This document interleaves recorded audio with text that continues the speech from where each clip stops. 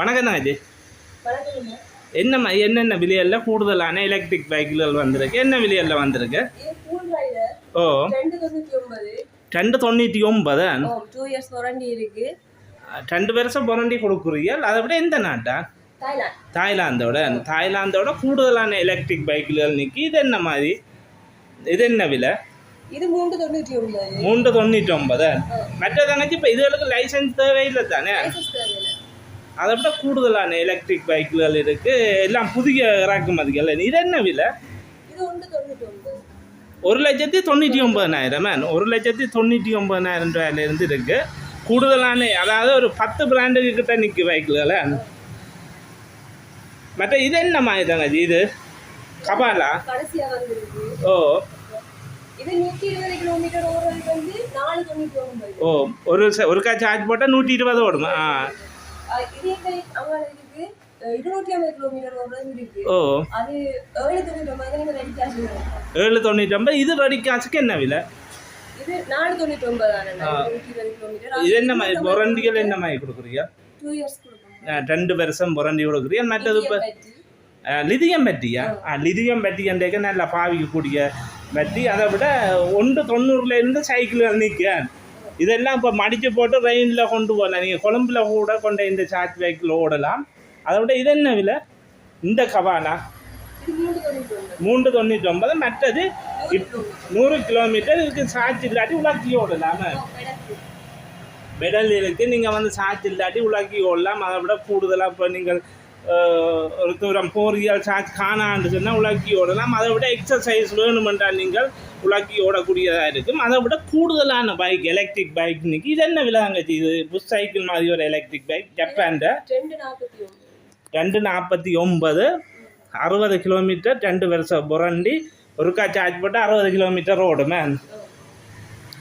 அதை விட இதுகளுக்கு எல்லாம் வாரண்டி வந்து 24 மாதம் 2 வருஷம் வாரண்டி கொடுக்குறீங்களே.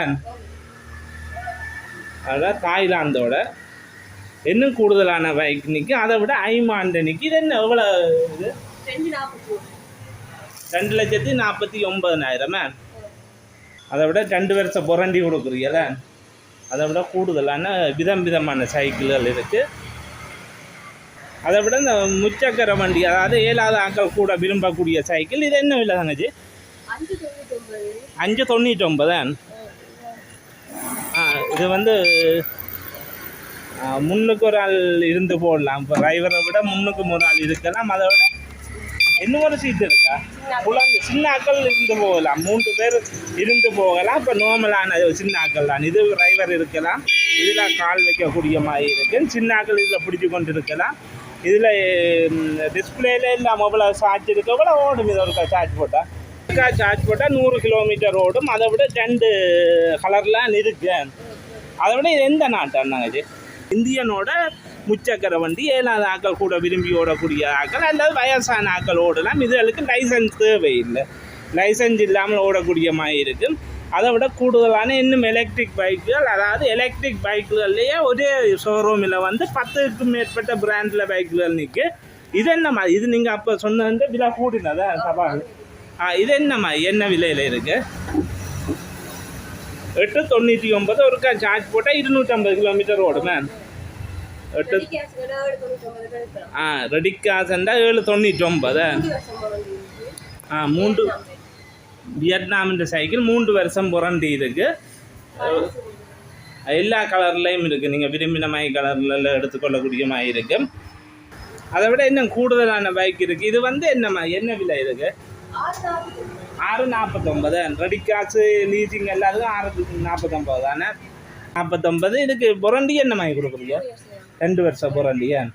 2 வருஷம் வாரண்டி இருக்குது. அதை விட கூடுதலான இன்னும் எலக்ட்ரிக் பைக்குகள் நிற்கு.